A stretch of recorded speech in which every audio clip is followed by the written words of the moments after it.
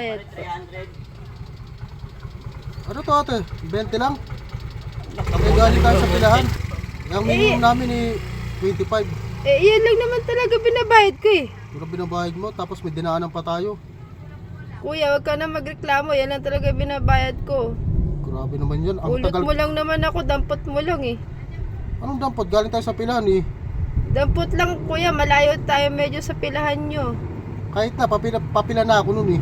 Grabe naman. Papila ka pala pero hindi ka pa nakapila. Wag ka na magreklamo yan. Baka gusto mo i-report kita. Ate, tatanda ko yung mukha nyo. Sa susunod, hindi ko na kayo sasakay. Grabe kayo. Di wag. Ate,